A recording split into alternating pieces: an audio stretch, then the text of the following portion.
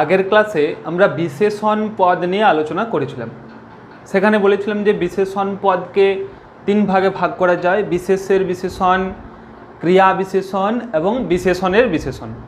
আজকে আমরা বিশেষের বিশেষণ নিয়ে আলোচনা করব।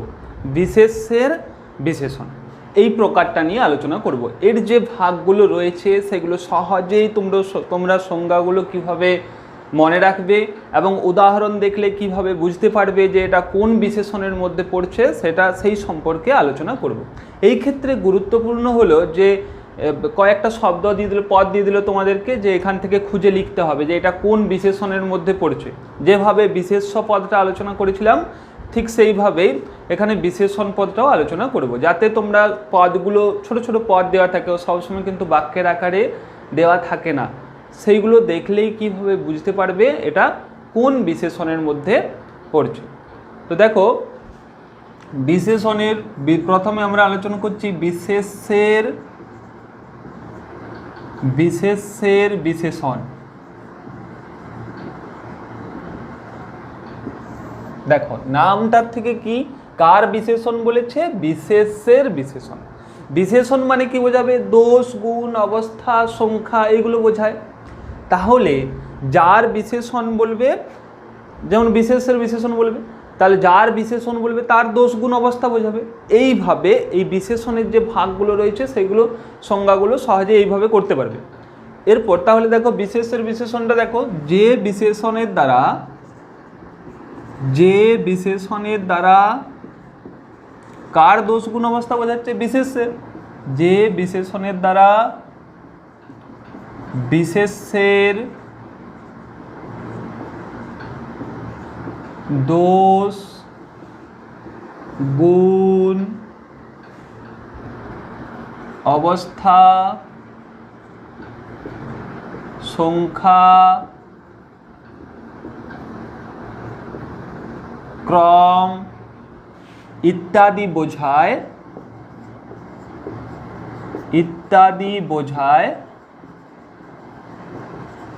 তাই হচ্ছে বিশেষের বিশেষণ। তাহলে কি হলো? যে বিশেষণের দ্বারা বিশেষের দোষ, গুণ, অবস্থা, সংখ্যা, ক্রম ইত্যাদি বোঝায়, তাই হচ্ছে বিশেষের বিশেষণ। দেখো এইগুলোর থেকে তোমরা সহজেই তোমরা ভাগগুলো মনে রাখতে পারবে। দেখো দোষ, গুণ, অবস্থা, সংখ্যা এগুলো একটা কিন্তু এই শ্রেণী বিভাগের মধ্যেই পড়ে। তো প্রথম ভাগটা দেখো, গুণবাচক বিশেষণ। প্রথম ভাগ গুণবাচক বিশেষণ। গুণবাচক বিশেষণ কি? গুণ মানে কি না, দোষ, গুণ, অবস্থা বোঝাবে, দোষ, গুণ বোঝাবে। তাহলে যে বিশেষণের দ্বারা বিশেষের দোষ, গুণ বোঝায়, যে বিশেষণের দ্বারা বিশেষ কার বোঝাবে, এইগুলো প্রত্যেকটি ভাগেরই মনে রাখবে যে বিশেষের সেটা বোঝাবে। বিশেষের দোষ, গুণ বোঝায়, তাই হচ্ছে গুণবাচক বিশেষণ। উদাহরণ দেখো, রাম ভালো ছেলে। এখানে গুণবাচক কোনটা, দোষ, গুণ কোনটাতে বোঝাচ্ছে? ভালো শব্দটার দ্বারা দোষ, গুণ বোঝাচ্ছে, এই ভালো শব্দটার দ্বারা, তাই ভালোটা হচ্ছে গুণবাচক বিশেষণ। রামের গুণটা কার দ্বারা বোঝাচ্ছে? এই ভালো শব্দটার দ্বারা। রাম কেমন ছেলে? ভালো ছেলে। এইবারে দেখো এই বিশেষণটা সহজেই বুঝবে কি করে? এর একটা বোঝার উপায় আছে। এর বোঝার উপায়টা কি? এইভাবে তোমরা লিখে নিবে। উপায় লিখছি দেখো, এর বোঝার উপায় প্রায় প্রত্যেকটা ভাগেরই এইভাবে উপায় দিয়ে তোমরা বুঝবে। উপায় হচ্ছে বিশেষ্যকে কেমন দিয়ে প্রশ্ন করো। বিশেষ্যকে কেমন দিয়ে প্রশ্ন। কিভাবে এটা সহজেই বুঝবে? বিশেষ্যকে কেমন দিয়ে প্রশ্ন করো, এরপর যে উত্তরটা পাবে সেটাই হচ্ছে গুণবাচক বিশেষণ। বিশেষ্যকে কেমন দিয়ে প্রশ্ন, রাম কেমন ছেলে, বিশেষ্যকে প্রশ্ন করে এখানে বিশেষ্য রাম, রাম কেমন ছেলে? ভালো ছেলে, উত্তরটা হচ্ছে গুণবাচক বিশেষণ। এছাড়াও আরও একটা দেখো, আমি লিখলাম গরম জল। গরম জল, জলটা কেমন? গরম জল, জলটাকে প্রশ্ন করো কেমন জল? গরম জল, সেই ক্ষেত্রে এটা হচ্ছে গুণবাচক বিশেষণ। এই ক্ষেত্রে দেখো শুধুমাত্র গরম শব্দটা দিয়ে দিল, পরীক্ষা হয়তো দিল শুধুমাত্র গরম বা ভালো এইগুলো দিয়ে দিল, এখান থেকে তোমাকে নির্ণয় করতে বলবে যে এটা কি ধরনের পদ, তখন এইভাবে বুঝবে। আরেকটা জিনিস মনে রাখবে, যখন এই একটা একটা পদ দেওয়া থাকবে, একটা একটা শব্দ দিয়ে তোমাদেরকে বিশেষ্য বিশেষণ নির্ণয় করতে বলবে, তখন মনে রাখবে যে বিশেষণের যদি শব্দটা পদটা বিশেষণ হয় তাহলে তার আগে বা পরে একটা শব্দ বসানো যাবে। গরম জল, আগে বা পরে একটা শব্দ বসানো যাবে। কিন্তু যদি বিশেষ্য হয় সেই পদটা, তাহলে কিন্তু তার আগে বা পরে শব্দ বসানো যাবে না। এটা উদাহরণটা দেখো, যেমন আমি যদি আর একটা উদাহরণ দিই, দরিদ্র লোক। দেখো দরিদ্রটা হচ্ছে বিশেষণ, তার আগে বা পরে দেখো একটা শব্দ বসানো যাচ্ছে দরিদ্র লোক। কিন্তু দারিদ্র, এর বিশেষ্য পদটা তো দারিদ্র, এই দারিদ্রর আগে বা পরে দেখো শব্দ বসানো যাচ্ছে না, তাই এটা হচ্ছে বিশেষ্য পদ। এরপর 2 নম্বর দেখো, তাহলে এটা বোঝার সহজ উপায় কি, কেমন দিয়ে প্রশ্ন। এরপর 2 নম্বর ভাগ, অবস্থাবাচক বিশেষণ। অবস্থা মানে কি, দেখো আমি কি বলেছি, যেটা বলবে বিশেষের সেইটা বোঝাবে। মানে যেমন গুণবাচক বিশেষের দোষ গুণ বোঝালো, অবস্থাবাচক কি হয়, বিশেষের অবস্থা বোঝাবে। যে বিশেষণের দ্বারা বিশেষের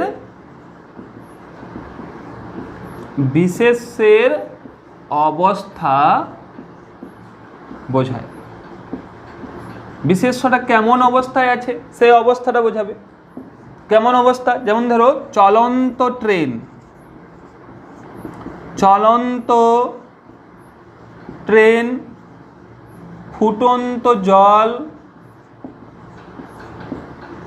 এখানে দেখো কোনটা বিশেষ্য, ট্রেন এবং বিশেষ, এটা বিশেষ্য জলটা, তার অবস্থা বোঝাচ্ছে। দেখো ট্রেনটা কেমন অবস্থায় আছে, চলন্ত অবস্থায় আছে, জলটা কেমন অবস্থায় আছে, ফুটন্ত অবস্থায় আছে, তাই এটা হচ্ছে অবস্থাবাচক বিশেষণ। তো এটা গেল গুণবাচক এবং অবস্থাবাচক বিশেষণ।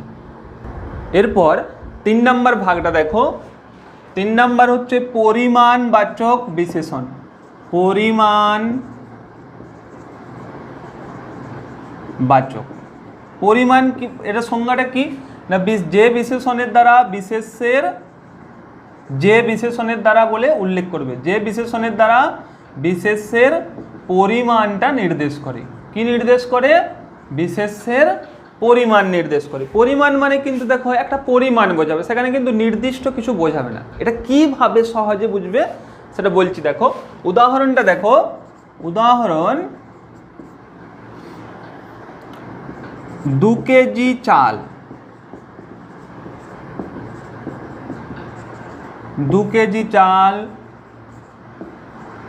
ফুট 4 লম্বা, ফুট 4 লম্বা। তাহলে দেখো এটা কিভাবে সহজে বুঝবে, 2 কেজি চাল, চালটার একটা পরিমাণ বোঝাচ্ছে, ফুট 4 লম্বা, কতটা লম্বা না ফুট 4 লম্বা। দেখো একটা পরিমাণ বোঝাচ্ছে কিন্তু নির্দিষ্ট বোঝাচ্ছে না। এটা বোঝার সহজ উপায়টা দেখো, উপায় বোঝার সহজ উপায় কি, নির্দিষ্ট সংখ্যা বোঝায় না। কি বোঝায়, তার পরিমাণ নির্দেশ করে। কি নির্দেশ করে, পরিমাণ নির্দেশ করে। আরও একটা সহজ উপায় আছে, সেটা হচ্ছে কি, এককটা আগে বসবে। এটা ভালো করে খেয়াল রাখবে, এককটা শব্দের আগে বসবে, এককটা আগে বসবে। এককটা আগে বসবে মানে কি, দেখো আমি এখানে কি লিখেছি, দেখো ফুট 4 লম্বা, এখানে তার এককটা কি, লম্বার এককটা কি, ফুট। বা কেজি 4 চাল, আমি যদি বলি দেখো কেজি 4 চাল, বা এটা দেখো কেজি 4, 2 কেজি, এটা কিন্তু সংখ্যাটা নির্দিষ্ট হলেও এটা কিন্তু দেখো চালটার পরিমাণ বোঝাচ্ছে। 2 কেজি চাল মানে নির্দিষ্ট সংখ্যা বোঝাচ্ছে না, তো চালটা কতটা সংখ্যা বোঝাচ্ছে, কি চালটার পরিমাণ বোঝাচ্ছে, সেখানে কোটি কোটি চাল হবে। এই ক্ষেত্রে দেখো ফুট 4, ফুট 4 এটা কিভাবে বুঝবে, যদি আমি 4 ফুট বলতাম, যদি আমি 4 ফুট বলি, 4 ফুট মানে দেখো লম্বাটার একটা নির্দিষ্ট সংখ্যা বোঝাচ্ছে, কিন্তু ফুট 4 বলেছি তার মানে এর একটা পরিমাণ বোঝাচ্ছে। তাহলে বোঝার সহজ উপায় কি, নির্দিষ্ট সংখ্যা বোঝায় না, মানে সংখ্যাটা নির্দিষ্ট নয়। ফুট চারেক মানে কি 4 ফুটও হতে পারে, বা 4 ফুট থেকে একটু বেশিও হতে পারে, বা তার থেকে একটু কম হতে পারে। 4 ফুট মানে ধরো 3 ফুট 3.5 ফুট থেকে একটু বেশি, আবার 4 ফুট থেকে হয়তো আরও একটু বেশি, মানে ঠিক নির্দিষ্ট করে বলা যাচ্ছে না, সেটাই হচ্ছে পরিমাণবাচক বিশেষণ। এরপর 4 নাম্বার দেখো, 4 নাম্বার হচ্ছে সংখ্যাবাচক বিশেষণ। সংখ্যাবাচকে কি হয়, যে বিশেষণের দ্বারা বিশেষের নির্দিষ্ট সংখ্যা বোঝায়, বিশেষের নির্দিষ্ট সংখ্যা বোঝায়। এই ক্ষেত্রে এটা মনে রাখবে যে বিশেষের সংখ্যাটা নির্দিষ্টভাবে বোঝাবে। উদাহরণ, 5টি আম, দেখো আমের একটা নির্দিষ্ট সংখ্যা বোঝাচ্ছে। 10টি ছেলে, 10টি, এটা সহজেই বুঝবে কি করে, এটা উপায় বলে লিখে রাখবে, এরকমভাবে প্রত্যেকটার উপায় বলে লিখে রাখবে। উপায় হচ্ছে কি, নির্দিষ্ট সংখ্যা বোঝায়, নির্দিষ্ট সংখ্যা বোঝায়, এটা হচ্ছে বোঝার উপায়। দেখো এইখানে দেখো আম আর ছেলের, দেখো নির্দিষ্ট সংখ্যা বোঝাচ্ছে, আম এবং ছেলের নির্দিষ্ট সংখ্যা বোঝায়, তাই সেটা হচ্ছে সংখ্যাবাচক বিশেষণ। কিন্তু পরিমাণবাচকে কি ছিল, দেখো নির্দিষ্ট সংখ্যা বোঝায় না, তাই সেটা পরিমাণবাচক। তাহলে সংখ্যাবাচক এবং পরিমাণবাচকের পার্থক্য কি না, বিশেষের সংখ্যাবাচক হচ্ছে বিশেষের নির্দিষ্ট সংখ্যা বোঝায়, কিন্তু পরিমাণবাচকে বিশেষের নির্দিষ্ট সংখ্যা বোঝায় না। এটা হচ্ছে সংখ্যাবাচক এবং পরিমাণবাচকের পার্থক্য। তোমরা এইভাবে সহজে বুঝবে। যদি মনে করো তোমাদের দুটোই সংখ্যা মনে হচ্ছে, কিন্তু এই ক্ষেত্রে সহজেই কি করে বুঝবে না, সংখ্যাবাচকে বিশেষের নির্দিষ্ট সংখ্যা বোঝায়, কিন্তু পরিমাণবাচকে বিশেষের নির্দিষ্ট সংখ্যা বোঝায় না। দুটোতেই দেখো সংখ্যা মনে হচ্ছে, এটাও তো সংখ্যা মনে হচ্ছে, এটাও সংখ্যা মনে হচ্ছে, এই ক্ষেত্রে এটা আমাদের কিন্তু গুলিয়ে যেতে পারে। সেই ক্ষেত্রে তোমরা এই সহজ পদ্ধতিতে মনে রাখবে যে এটাতে নির্দিষ্ট সংখ্যা বোঝায়, এটাতে নির্দিষ্ট সংখ্যা বোঝায় না। এটা হচ্ছে সহজ উপায়। আর একটা জিনিস মনে রাখবে, যদি মনে করো এইগুলো তো একটা শব্দ দিয়ে একটা পদ দিয়ে দেয় যে এটা কোন পদটা নির্ণয় করো, বিশেষ্য না বিশেষণ, তখন ঠিক এইভাবে মনে রাখবে যে মনে করো 5টি সংখ্যা, 5টি দিয়েছে, যে এটা কোন পদ, 5টি বিশেষণ পদ। কীভাবে, যে কোনো কিছু সংখ্যা যদি বোঝায়, যে কোনো কিছু সংখ্যাবাচক শব্দ যদি বলে, তাহলে সেটা মনে রাখবে বিশেষের বিশেষণ। 5 নাম্বার দেখো, বর্ণবাচক বিশেষণ। বর্ণ মানে কি, বর্ণ শব্দের অর্থ হচ্ছে রং, এটা মনে রাখবে, বর্ণ শব্দের অর্থ হচ্ছে রং। তাহলে যার দ্বারা কি হচ্ছে, বিশেষের, যে বিশেষণের দ্বারা বিশেষের রং বোঝায়, বিশেষের রং বোঝায়, সেটা হচ্ছে বিশেষণের বিশেষের বিশেষণ, বর্ণবাচক বিশেষণ। এর উদাহরণ দেখো, লাল জামা, সাদা ফুল। তাহলে দেখো এর উদাহরণ হচ্ছে লাল জামা, সাদা ফুল। এটা সহজেই কি করে বুঝবে না, বিশেষের যে কোনো রং বোঝাবে। আগেরটা কি বললাম, দেখো বিশেষের যে কোনো সংখ্যা বোঝাবে, এরকম যে কোনো রংবাচক শব্দ যদি পাও, তাহলেই জানবে সেটা হচ্ছে বর্ণবাচক বিশেষণ বা বিশেষের বিশেষণ। লাল, দেখো লাল জামা, জামাটার রংটা নির্দেশ করছে। সাদা ফুল, এটা সহজে বোঝার উপায় কি, বিশেষের যে কোনো রং, এটা উপায়ের ক্ষেত্রে লিখে নেবে যে বিশেষের যে কোনো রংকে নির্দেশ করে, তাহলেই সেটা হচ্ছে বিশেষের বিশেষণের মধ্যে পড়ে যাবে। এরপর 6 নাম্বার ভাগটা দেখো। এরপর 6 দেখো, পূরণবাচক বিশেষণ। 6 হচ্ছে পূরণবাচক বিশেষণ। এই ক্ষেত্রে তোমরা অঙ্কের ক্ষেত্রেও দেখবে যে পূরণবাচক মানে কি, একটা সংখ্যার ক্রম বোঝায়, সেই সংখ্যাগুলোর দ্বারা যেটা ক্রমটা বোঝায়। যেমন আমরা যে সংস্কৃত শব্দগুলো পড়েছি, যেমন 1-এর পূরণবাচক শব্দ হচ্ছে প্রথম, 2-এর পূরণবাচক শব্দ হচ্ছে দ্বিতীয়, এইগুলো।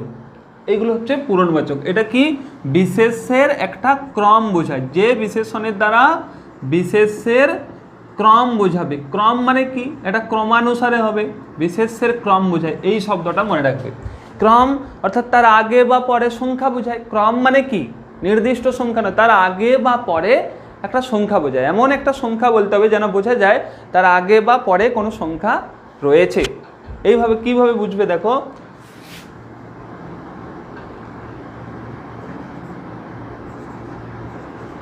নবম ছাত্র, নবম ছাত্র, প্রথম সন্তান, প্রথম সন্তান, এটা বোঝার উপায় কি, আগে বা পরে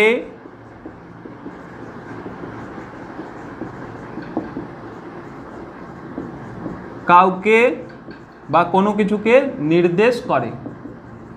আগে বা পরে কাউকে নির্দেশ করে, বা আগে বা পরে কেউ আছে বলে বোঝা যায়, বা কেউ আছে আগে বা পরে কাউকে নির্দেশ করে, বা কেউ আছে বলে বোঝা যায়। যেমন ধরো নবম ছাত্র, নবম ছাত্র মানে কি, নবম ছাত্র আমি যদি বলি 9টি ছাত্র, তার মানে দেখো 9টি ছাত্রকে, মোট 9টি ছাত্রকে বোঝাচ্ছে। আর নবম ছাত্র মানে কি, যে ক্লাসে যে ছাত্রগুলো রয়েছে তার মধ্যে নবম অর্থাৎ 9 নাম্বারটিকে বোঝাচ্ছে। তার মানে কি প্রথম দ্বিতীয় তৃতীয় তো রয়েছে, আবার নবমের পরে দশম একাদশও রয়েছে। বুঝতে পারছো, এটা হচ্ছে পূরণবাচক। দেখো আগে বা পরে কাউকে নির্দেশ করছে, এটা হচ্ছে ক্রম, এটাই পূরণবাচক বোঝার সহজ উপায়। আর প্রথম সন্তান মানে কি না, সন্তানটা হচ্ছে প্রথম, প্রথম সন্তানটা, তার মানে কি তার আগে বা তার পরে আরও সন্তান রয়েছে। আমি যদি বলি একমাত্র সন্তান, একমাত্র সন্তান মানে কি বোঝাচ্ছে, একটি এই সন্তান বোঝাচ্ছে, কিন্তু প্রথম সন্তান মানে একটি সংখ্যা বোঝাচ্ছে না। প্রথম সন্তান মানে কি তারপরে আরও সন্তান রয়েছে, এটা হচ্ছে পূরণবাচক। এরপর 7 নাম্বার দেখো উপাদান।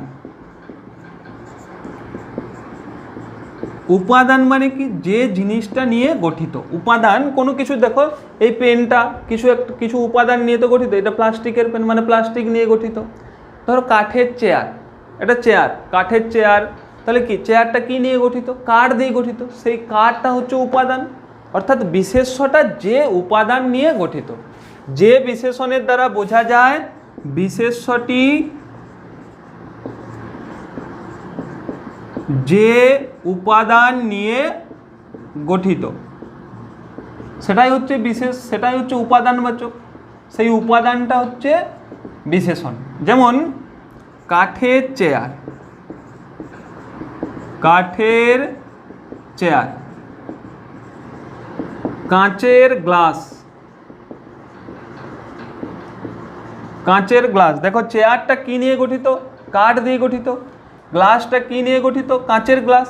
তাহলে কোনো উপাদান বোঝাবে, অর্থাৎ বিশেষ্যটা যে জিনিসটা নিয়ে তৈরি হচ্ছে। যেমন কাঠের চেয়ার বললাম, দেখো চেয়ারটা কি নিয়ে গঠিত হয়েছে, কাঠ নিয়ে, আর চেয়ারটা তো বিশেষ্য পদ, চেয়ারটা কি নিয়ে গঠিত, কাঠ নিয়ে, তাই কাঠটা হচ্ছে উপাদানবাচক বিশেষণ। এটা সহজেই কিভাবে বুঝবে না, বিশেষ্যটার কোনো উপাদান বোঝাবে যেটা নিয়ে সেটা গঠিত হয়েছে। গ্লাসটা কি নিয়ে গঠিত হয়েছে, কাঁচ নিয়ে গঠিত হয়েছে। তাই এই উপায়গুলো তোমরা মনে রাখবে, আর এইভাবে সহজে এটা বুঝবে। এর আরও ভাগ রয়েছে, সেটা আমরা পরের ক্লাসে আলোচনা করব। যদি কোনো অসুবিধা হয় তো অবশ্যই আমাকে কমেন্ট করে জানাবে, এবং এই যেভাবে বোঝাচ্ছি এই সহজ উপায়গুলো তোমরা মনে রাখবে। তাহলে কি হবে, একটা একটা শব্দ যদি দেওয়া থাকে, বাক্যের আকারে দেওয়া থাকলে বুঝতে একটু সুবিধা হয়, কিন্তু একটা একটা শব্দ দিলে তখন এই উপায়গুলো তোমাদেরকে মনে রাখতে হবে। এই উপায়গুলোর দ্বারা তোমরা সহজেই নির্ণয় করতে পারবে কোন বিশেষণটা বোঝাচ্ছে।